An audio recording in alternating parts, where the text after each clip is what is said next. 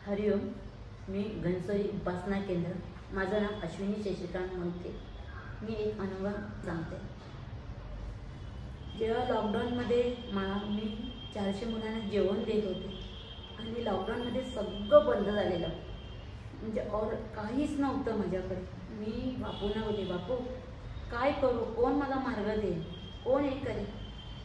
बापूंकडे बापू बोलले, बापूंची इच्छा आली शाळेमध्ये जायला, जा तुझ्या सरांना भेट। मी सरांना भेटली दोन्ही, आणि माझी शाळेचं नाव नीडी सोसायटी। मी सरांना भेटली, सरांना बोलली, सर काय करूया आता आपण, सगळ्यांत जेवणाची परिस्थिती तर एकदम कमजोर आहे, लोकांना जेवण भेटत नाहीत, तर तू काय करशील।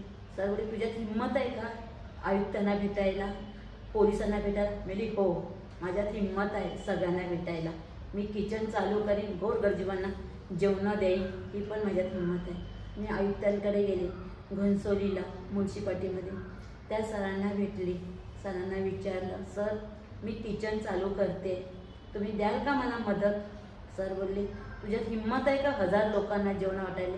म्हणजे 1000 असून दे काय 15 असून दे, माझ्यात हिम्मत आहे, माझे मिस्टर आहेत, माझा मुलगा आहे, आणि मी बाकीच्या लोकांना उभं करेन, कारण आजकाल सगळ्यांचीच परिस्थिती कमजोर आहे।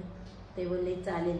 बापूंकडे गेली, बापू अंबज्ञ सरांना भेटली, त्या दिवसापासून मी किचन चालू केलं। 2 महिने मी राबाळा पोलीस स्टेशन सगळ्यांना लोकांना जेवण वाटले, आणि तिथून मला आज बापूंनी माझ्या घरात पैसा नव्हता, तो माझा पैसा उभा केला माझ्या बापूंची मी खूप ऋणी आहे। श्रीराम अंबज्ञ, हरिओम।